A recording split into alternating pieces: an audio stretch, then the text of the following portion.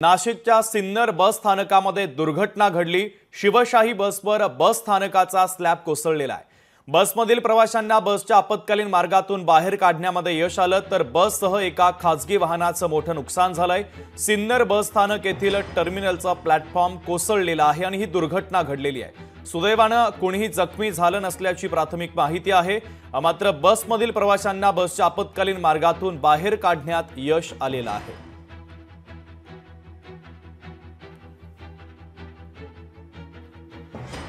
तर स्थानिक आमदार आणि मंत्री माणिकराव कोकाटे आपल्याशी जोडले जात आहेत। त्यांच्यासोबत आपण चर्चा करूया।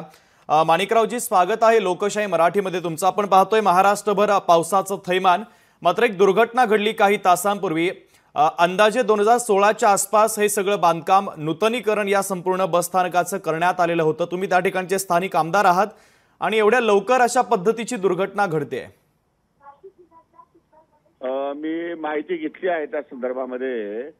वरती टेरेस वरती पाण्याचे जे पाणी जाण्या निचरा होण्यासाठी जे होल ठेवलेले होते ते होल बंद असल्यामुळे खूप मोठ्या प्रमाणावर पाणी साठलं आणि त्यामुळे पॅरापीट वॉल जे आहेत एसटी डिपार्टमेंटच्या त्या पॅरापीट वॉल या ठिकाणी तुटलेल्या आहेत, खाली पडलेल्या आहेत आणि त्या दृष्टिकोनातून काही हानी झाली नाही, जीवित हानी झाली नाही जरी खरे असलं तरी सुद्धा मोठ्या प्रमाणात नुकसान झालेलं आहे आणि थोडंसं लोकांच्या मनामध्ये भीती आहे। परंतु यामध्ये ऑडिट करून आणि या संदर्भामध्ये जर कोणी दोषी असेल तर त्यावरही कारवाई होईल आणि ऑडिट करून घेतलं जाईल त्या कामाच्या संदर्भामध्ये की काय दोष होता, नेमका बांधकामात दोष होता का की आणखी काय आहे त्याच्यामध्ये किंवा दुसरं काही त्यामध्ये कोण जबाबदार आहे त्याला, या संदर्भात माहिती घेऊन त्यावर आपण कारवाई करायला निश्चितपणे सांगू। अगदी या सिन्नरच्या दुर्घटनेसंदर्भात तुम्ही जी भूमिका घेतली ती महत्त्वाची आहेच, मात्र कृषी मंत्री नात्यानं पुढचा महत्त्वाचा प्रश्न आहे। आपण पाहतोय गेल्या 2 आठवड्यांपासून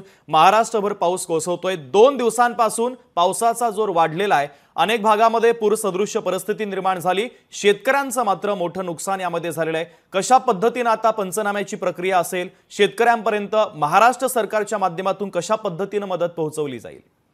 मी स्वतः आज या ठिकाणी बारामती, त्याचप्रमाणे सोलापूर आणि या सगळ्या करमाळा या सगळ्या परिसरामध्ये मी स्वतः फिरतो आहे।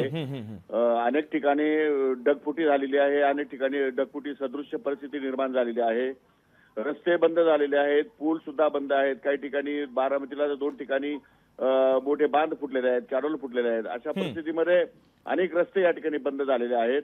शिवाय मोठ्या प्रमाणात पिकांचं नुकसान सुद्धा झालेलं आहे। त्यामुळे मी स्वतः पाहणी करून त्या दृष्टिकोनातून माझ्या कृषी अधिकाऱ्यांना आणि जिल्हाधिकाऱ्यांना सूचना देऊन त्याचे पंचनामे करण्याचे आदेश दिलेले आहेत आणि देतो आहे। अजूनही मी आज 2 दिवस याच भागामध्ये आहे। अजून उद्या रात्री मी कधी इथून निघेल कदाचित, परंतु याच भागामध्ये मी पाण्याची सगळी परिस्थिती लक्षात घेतो आहे आणि शेतकऱ्यांच्या भेटीगाठी घेतो आहे।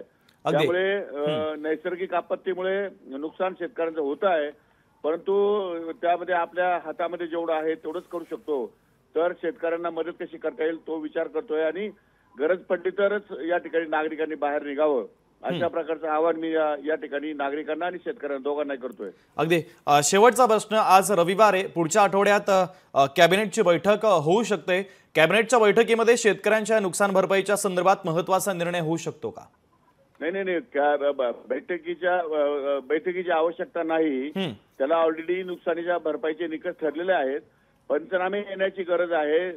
सर्व पंचनामे एकत्रितपणे आल्यानंतर इमिडिएटली तुमच्या नैसर्गिक आपत्ती विभागामार्फत त्यांचे पैसे डीबीटीने त्यांच्या खात्यावर, शेतकऱ्यांच्या खात्यावर कसे जमा होतील या दृष्टिकोनातून त्या विभागाची माझी चर्चा सुरू आहे। अगदी धन्यवाद माणिकरावजी। अत्यंत महत्त्वाची भूमिका आणि एकंदरीत मदतीचं आश्वासन आणि ग्वाही देखील लोकशाही मराठीच्या माध्यमातून तुम्ही महाराष्ट्रातील तमाम शेतकऱ्यांना दिलेली आहे। तुम्ही लोकशाही मराठी सोबत संवाद साधला, तुमची प्रतिक्रिया पोहोचवली त्याबद्दल धन्यवाद।